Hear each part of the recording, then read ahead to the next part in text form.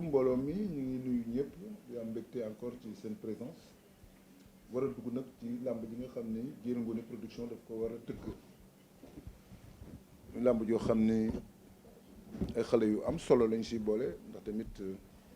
ràññee nañ leen ci làmb ji gis lu ñu def ak seen man-man ak seen pas-pas ak seen njàmbaar fi mu nekk nag dafa am combat spécial boo xam ni mooy combat bi nga xam ni dafa war a am bu combat bu mag bi amee grand combat bi loolu nag ñu ngi ciy liggéey pour choisir tamit ñaari mbër yoo xam ni bu ñu ñëwee bokk ci programme bi ñu koy déglu ak ñu koy seetaan dinañ ci am te mbégte bu mag xam ni tamit ñii jar nañoo seetaan yi kon fi mu nekk nag ñi ngi ak ñaari mbër yi nga xam ni ñooy bëri combat spécial bi muy Vito mbër bu Bosco Sow manager mooy Sowru Fall mi ngi nii teew ak Sa Thiès bu Caaroy ndigal manager mooy Abdoulahat Ndiaye mi ngi nii toog kon li ñu def mooy dañuy bàyyi Abdoulahat bi nga xam ni mooy manager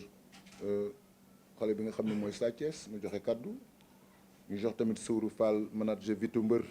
bu bës ko saw mu joxe kaddu après ñu dem ci cérémonie bi rapidement comme ça ñu def lu ñu war. ñu ngi lay nuyu nag bu baax El Hadj Papa Dieng di nuyu Sénégal yëpp di jaajëfal ñu fi taxaw ak assistance bi yëpp di kontaan encore une fois ci teew bi nu teew fii ñu ngi lay nuyu bu baax di dalal jàmm Diéry Ngoné production muy première entrée mu war a ñëw ci làmb ji te ñun nag lépp lu yokk làmb rek moo ñu ñor waaye nag ñun danoo jaboot tey xale yi mbër yëpp suñuy jarbaat ñi suñuy rakk ñi suñuy doom ñi suñuy frère ba souvent sax ménager gi mbër dafay diis par rapport ak ñun parce que ñëpp ñoo leen jaboote ndax ñëpp ci ñun lañ jëm si waaye nag bu ngay wax ne lu mënta ñàkk rek dafay am muy xaatim contrat xale bii nga xamante ni wax dëgg yàlla mu fekk ak man di Sa Thiès di espoir nekk ci yoon ñu jël ko boole ak Vito xale bi nga xam ne ma ngay jógee jàmm gën moom it gis nga ñaari xale yu am ginnaaw war a ñëw bëri combat spécial bi ak leneen li nga xam ni Diéry Ngoné mi ngi koy waaj muy événement bu mag muy beneen grand combat bu mag bu war a ñëw nekk ci kanam ak yeneen yi ci war a topp muy événement bu ñu war a waaj ñu ngi ñaan daal ci kàttanu yàlla nii nga xam ne Diéry Ngoné dugg na ko dal na xel dajal na ñaari xale yoo xam ne làmb du leen laajte dootuñu leen présenté di gërëm aussi presse bi yëpp waaye nag wax dëgg yàlla El Hadj Papa Dieng ñu ngi lay gërëmaat encore une fois feggoog yow danay am solo lool ci xalaat bi ak xam-xam bi macha allah ak li nga def ci làmb def ko ci sport en général di nuyu aussi ménager Sowru Fall waaye daal ñi ngi ñaan encore une fois ci réew mi jàmm di ñaan nag bis bi le jour ji nga xam ne événement bi ñu ngi ko prévoir ci mois d'octobre di ñaan bala ñu fa àgg ci kàttanu yàlla fekk mbër yu bëri yeeweeku ñu mën a yokk événement bi gën ko clôturer def ko événement boo xam ni buñ ci àggee daal dinañ xam ne vraiment Diéry Ngoné ndax logo bi rek wax dëgg yàlla jox na ma lu doy waar boo xoolee ak blouson yi ni mu mel ak équipement yi rek vraiment xel dal na El Hadj Papa Dieng toog te yow doo toogantu wax dëgg yàlla foo toog rek ci fayda ji ak jom ji donc feggu ak yow ñu ànd ci ak yow dañuy am fier lool kontaan nañu trop ñi ngi gërëm ñi fi teew ñëpp di wax ñaari xale yi nag am ngeen bis bu seeni morom amut ku ñu jox nag lu ñu joxul say morom war ngaa def ba def loo mënut le jour ji ngeen ñëw def la ngeen lu raw la ngeen daan def te xam itam bis bi bu ngeen ci génnee l'histoire retiendra waaye làmb dina leen yóbbu ci beneen dimension ñi ngi gërëm ñi fi teew ñëpp di nuyu ñëpp di gërëm ñëpp di sant ñëpp jërëjëf El Hadj Pape manager xale bi nga xam ne mooy Sa Thiès bu Caaroy ndigal wax na dañuy jox kàddu gi Sowru Fall Sowru nag ñëpp xam nañ ko ci écurie Ndakaaru écurie bu mag boobu nga xam ni mu gënoon champion bu mag boobu ñuy wax Yékini ak xale yi ci topp sax ndax du Yékini rek ndax am na fay xale yoo xam ni fa la ñu nekkoon ñu ràññee leen ku ci mel ni Malick Niang xale bi nga xam ni moo def jaloore bëri lu mat juróom-ñeenti combat am ndam comme défaite bi mu mujj am digganteem ak Ama Baldé la bañ ci jógee tamit am na yeneen xale yoo xam ni ñu ngi woon ci biir écurie ba donc Sowru ràññee nañ ko ci làmb ji am ci moom yaakaar xalaat tamit Vito mbër mi mu ñu indil mbër la kon lu ñuy def mooy Sowru yow la ñu jox kàddu gi. maaleykum wa rahmatullah maa ngi nuyu mbooloo mi yëpp di jiital ci nuyoo bi rek suñu mag Pape Dieng muy suñu xarit ñu yàgg lool macha allah di nuyu sama mag jëlee Yafa Diallo di nuyu si Abdoulaye Mbacke di ko ziar baax a baax a baax comme ni ko laan waxee rek di leen dalal waa Diéry Ngoné production comme ni ko laan waxee rek parce que ñun lépp lu yokk làmb dañ leen accompagner jàppale leen ba mu gën a jëm kon nag vraiment ñun daal ñoo ngi ci seen ginnaaw di leen jàppale ci ni mu gën a rafete sama wax nag du ci mën a bari ndax kii nga xay moom laa indi moom parce que mën naa ne doom la di nit koo xam ne aussi daf ma déggal jox ma léppam di xale bu yaru vraiment man fi laat démarré sax man damay wàññiwaat ak ñaax rek laay indiwaat ci surtout ñu nekk seen ginnaaw côté boobu mu laa gën di wax parce que dafa am loo xam tey bu mbër mi de waree bëre yow mi topp ci ginnaawam li nga ko mën a jàppale mooy yar ak teggin ak discipline respecté ki nga xam aussi moo yëkkati alalam jox ko muy promoteur respecté ñun menacé bi nga xam moo signé pour mu am xaalis kooku nag kon donc lu mu la wax war nga ci gën a jàpp ñuy vee xale yi topp seen ginnaaw mbër yi muy Sa Thiès muy Vito parce que ay espoir la yoo xam ni ko ñëpp waxee lamb laaj ci dudeel te bu ñu leen defalee li def événement la boo xam ni mérité nañ ko vraiment mérité nañ ko trop pour xam seen jaar-jaar parce que moo tax bi laat choisir lii vraiment juumut kon ñuy gën a ñaaxal rek xale yi topp seen ginnaaw parce que surtout lamb ak fi mu toll ak fi ñu xoolee lamb chaque jour communication bi ñu koy wax ndax xale yi topp ci ginnaaw mbër yi di ànd ak yar ak discipline parce que lamb du affaire banditisme sport damay wax ni ñaari sport du takk daal dem dawi wala nga takk ngem dem bëri ji déedéet sportif jikko la sportif jikko la mooy waroo xuloo waroo xeex waroo war lu ñu la fekk leen luñ xeet ak violence kon loolu xale yi sama doom yi sama rakk yi sama jarbaat yi maa ngi leen di yeewaat ci loolu ñuy bàyyi xel loolu parce que lépp loo def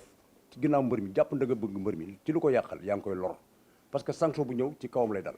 kon nag li nga koy jàppale mooy dem supporter ko ànd ak yar ak tegg ñu ràññee la parce que kii amul lu ma koy bu ma ko waxee amul lenn lu ma ko wax loo xam dana teg baat amul parce que yàlla rek tax ba xam ne li may wax moo tax bu amee fu mu amee combat damay sonn waaw parce que daf ma jox cër jox ma boppam ba ma sëg man tey bu ma ko doon kase 50 000 francs laa kii du amul baat bu mu ci wax xaalis lijjantiwu loolu nag bu la ko nit defee kooku donc di nga ko teg fu bëree bëri malgré nag du ma ni yeneen bëri jox ñu cër mais bëri nañ gën jox menacé yi cër waaw vraiment Pape di leen gërëmaat bu baax a baax di leen dalal di ñaan yàlla suñu borom lii ñu dëgmal yàlla defe leen ci ndam lu bare ndax yokkute lamb la te yow ngay suñu mag nekk suñu xarit ñu yàgg lool di nuyu wàll bu baax a baax sama xarit bu baax muy du janjeeko maa ngi leen gërëm bu baax di vraiment di nuyu ñu fi toog ñëpp presse bi fàttewuñu leen ñoom suñu xarit ñu ànd ñoom di nuyu ñu fi teew ñëpp di leen wax dal soyez vraiment bienvenue dafa am koo xam ne moom la ñu teg loxoom ci organisation bés bi muy Abdou Lahad Ndiaye ci doy gu mu ñu doy ak tamit jikko juñ ko ràññee Sénégal yëpp ràññee ko ba ku ci am bés bu ci dugalul loxoom da ngay def ni bés bu du weex kon bon li ñuy def mooy dëgg la cérémonie bi man maa koy diriger wante organisation bi tamit dafa am ci loxo ku mu nekk te kooku mooy Abdou Lahad Ndiaye kon Abdou li ñuy def mooy jox la micro bi nga wax cérémonie bi ni muy déroulé ñu defee ko ni nga ko santaane. xamante ni wax dëgg yàlla est-ce que xam nañu blouson bi ñu sol lan la andi loolu xam naa di nga ci indi leeral xamal aussi ñi nga xam ni ñi ngay toog di seetaan ni événement bi li combat spécial la du grand combat bi bëgg nañu def grand combat bu mag bëgg nañ ci def événement bu mag te bëgg nañ ci kàttanu yàlla bu dee sot na stadium Iba Mar la war a doon bëgg nañ ko tam wax dëgg yàlla ci mois d'octobre di wax ni bëgg nañu innover bëgg nañ ci def ndax boo ñëwee ak beneen façon war na am leneen loo indi bu ngeen xoolee kii du blouson wu sponsor blouson wu logo Jéeri Ngoone la c'est une première wala bu amee bariwul ci structure buy dugg ci làmb ñëwee noonu kon ça veut dire que rek loolu am na lu bari lu ne ci ginnaaw donc ñuy ñaan yàlla tam nga xam ne structure bi du làmb rek mooy liggéeyam mais bëgg na indi làmb leneen te Alaaji Papa Dieng bu dee toog ci événement yu mel nii war nga xam ni yaa quelque chose am na leneen lu ci nekk donc rek ñi fi daje ñëpp dal nañu xel ah du ñu toog ci lu ñàkk fayda duñu dox ci lu ñàkk fayda kon daal pour dalalaat xelu amateur yi nii bu soobee yàlla buñ ci àggee daal Alaaji Pap en attendant ñu présenté ñaari xale yi nag wax naa la xale lañ yoo xam ne dañoo të kii yaakaar la ci Bawol dafa toj Bawol ba xajatu fa ñëw Ndakaaru bi mu fi ñëwee ba tey mi ñu woon ay preuve vidéo ma la di xale bu doy waar jóge jàmm gën moom it nga xam ne bu jógee jàmm gën gi yëpp jóg ñuy ñaari ñoo xam ne dañuy xeex dañuy bëre yaakaar naa ne combat bi boo duggee ci net bi léegi xool seen ay combat di nga xam ne ñaari gaynde dañu boole te buñ ci excès bu le jour bi da nga xam ne mat nañ la ñu doon kon nag ñu ñaan yàlla rek déglu leen ñoom ñu jox ñu suñu xalaat en attendant semaine prochaine incha allah ñu dellu si fii ak ci beneen façon ak ci beneen événement. bisimilah auzubillahi min seytaani rajim bisimilahi rahmaani rahim ginnaaw ma sant yàlla jul seen sant sama ñaari waajur di sant sama sëriñ maam Cheikh Anta borom Daaru Salaam di sant ñëpp di sant ñi ma àndal ñëpp ku si mel ni Tall Poste numéro 2 Boylo ak sama safoor Ahmed maa ngi koy siyaar bu baax a baax nuyu waa salle bépp di sant sama ménagère daanaka du mën a sama ménagère la sax sama papa la sama nijaay la di nuyu sama ménagère bu baax a baax di ko ñaanal wér bu jour ba amul leen lu ma koy wax nag. waaw ci bés bi nag ndax bés bi tamit dafa am loo xam ni kat dañ waa Caaroy ndigal dañ la koy yebee am lu ñu si séntu ci yow léegi nga dalal seen xel wax ne li nga yaakaar ci bés bi boo ñëwee noonu ngay ñëwee ak tamit bëre bi ñu la sant tamit noo koy bëree ak li nga ci yaakaar li jëm ci wàllu ndam loolu tamit il faut nga wax say say supporters pour ñu rassurer déjà. non man moom am combat ñàkk am combat chaque jour damay entraînement chaque jour damay entraînement waa Thiaré nag amul leen loolu may wax loolu entraînement loolu rek laa seq ak ñoom loolu la ñu seq ak man te bu soo yàlla bu subaa bu ñu sumee ko dina xam ne Sa Thiès entraîné na. yàlla jërëjëf Serigne Touba oui maa ngi sant yàlla waaw di sant sama ñaari waajur di sant samay waajur bu baax di leen ñaanal gudd fan ak wéru yaram waaw di sant sama ménageur Sowru di sant Abdoulahat Ndiaye di sant sama adversaire di ko nuyu waaw di nuyu yéen ñi fi nekk yéen ñëpp waaw di leen nuyu yow it di nuyu presse bi ñëpp waaw di nuyu ñu may àndal waaw di nuyu sama xarit bii di Baye Bab waaw man moom lu may wax bëriwut waaw di ñaan yàlla waaw bés bi ngeen di séntu si ñun yàlla na réussir si jàmm waaw lamb ji nag lamb ji am solo la si man quoi parce que xam naa fi ma jugee waaw xam naa fi ma jugee waaw waa jàmm gën nag dama leen amel bor te danaa leen ko fay si kàttanu yàlla suñu borom waaw di wax nag ñu gën a yokk mobilisation bi waaw parce que lamb ji du lamb ju ndaw lamb ji mën nañu yóbbu fu sori waaw te wax dëgg yàlla moom li ngeen def rafet na trop waaw lii moom dafa rafet waaw di leen ñaanal yàlla waaw lépp li ngeen dugg rek yàlla ngeen si génn si barke Serigne Touba Mbacké waaw di leen ñaanal jàmm. jërëjëf sama nijaay Alaaji Papa Dieng maa ngi lay nuyu bu baax di la jox sa wàccuwaay di wax ne nag olof Njaay nee na peccum liir bu neexee yaay jaay jàpp ca mbagg ya ndax yow yaay sunu nijaay fii di fi sunu baay ci Jéeri Ngoone production maa ngi lay nuyu bu baax di la jox sa wàccuwaay di nuyu it Abdoulahad Ndiaye mii nga xamante nii maag moom yaakaar naa ni ñoo bokk dëkk ginnaaw raay wax dëgg yàlla muy nit ku yàlla baaxal nit ku am jom am fulla am dignité ak personnalité Abdoulahad ñu ngi lay jox sa wàccuwaay di nuyu it koo xamante ni kenn la ci man muy Alaaji Sawru Fall ma le toog nga xamante nii wax dëgg yàlla mat na ma nijaay waaye du def lenn loo xamante nii de wax dëgg yàlla ump na ma muy sama xarit di sama nijaay di ku bëgg làmb nag di suqali làmb it kon su ma leen fi fekkee te man Ale Fall may porte parole Jéeri Ngoone production ah yaakaar naa ni sax wax ji mënoon naa ñàkk di nuyu it sama ñaari nijaay yi nga xamante nii yaakaar naa ni ñoom ñooy léppi baakan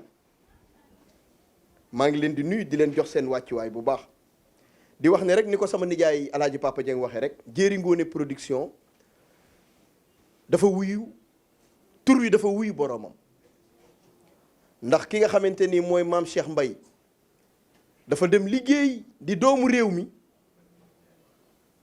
bi mu liggéeyee ba indi ne ah li may ubbi kat du ma ko tuddee kenn ku dul sama maam Jéeri Ngoone Malobe Samba ku li ma ca sengi ndaat kon nag maam Cheikh Mbay wàcc nga wax dëgg yàlla ku tuddee sa maam label wala nga tuddee sa maam li nga xamante nii mooy société wàcc nga ñu am nag bis bu rëy comme nin ko waxee rek ñaari doomu góor yi toog te nag yéen ñaar ñii dama leen di ñaax ndax ñii ñu toog ci seen plateau yombul de kon nag làmb ji nga xamante ni ci leen jëm na ngeen ci def seen fulla ak seen fayda ak seen dignité ñu tuddee ko nag ku rëy muy baakan jërë-jërë bi ki nga xamante nii bi musique tumurankee yaakaar naa ni moo ko suqali di léppi maam Cheikh Mbay li ma waxoon ci sama nijaay Alaaji Papa Dieng laay waxaat rek ndax peccum liir bu neexee yaa jaa jàpp ca mbagg ya ndax baakan tey jii lii apporté na ci tuusam di leen xamal rek ni Jéeri Ngoone production moom li ma waxoon la rek liir buy door a juddu la ngénteegun ko sax dañ ko sànni ci planète bi rek waaye xam naa ni bu soobee yàlla insha allahu rabbi nanu yàlla may fekke ak tal ba li nu mébét ci réew mi sunu borom defal nu ko. donc defe naa ni kon lii moo doon waxtaan bi ñu am mbégte lool di la Abdoulahad nag yow tamit li la dénk attan nga ko mën nga ko ndax xam nañ la am nañ ci yow yaakaar dañ bëgg nga bëgg wutal ñu combat bu mag a mag combat boo xam ne moom la ñu tuddee baakan artiste bu mag boobu nga xam ni li ma leen wax rek digganteem ak maam Cheikh benn pied la kon bokk di téléspectateurs yi ak auditeurs lii ma doon cérémonie bi ak waxtaan bi comme li ma leen wax li ci war yëpp dinañ ko def jarul ñu koy génnee ci télévision bi parce que tamit liñ naan xaalis sutur la bëgg ndax kenn du ko feeñal ndax bu feeñee rek coow am kon bon ñu ngi def li nga xam ni mooy li ñu war mais li nga xam ni moo ci des jarul ñu koy filmer Moustapha dina dugg ak manager yi Abdoulahat ak Sowru Fall comme ça li war ci suñu diggante ak ñoom ci déjà démarrage du combat bi ñu def ko ndax combat bi démarré na tey la démarré préparation yee ci des mais démarré na tey ndax cérémonie bi moo ko démarré kon defe naa ni téléspectateurs yi loolu moo doon waxtaan bi ñu am mbégte lool ci comme li ñu leen wax ak assistance bi nga xam ni ñi ngi fii ak personnel bi donc je crois que loolu mooy li nga xam ni moo doon ndaje bi ñu def tey te it yaakaar nañ ci ni li ci war def nañ ko kon ñu ngi leen sant di leen gërëm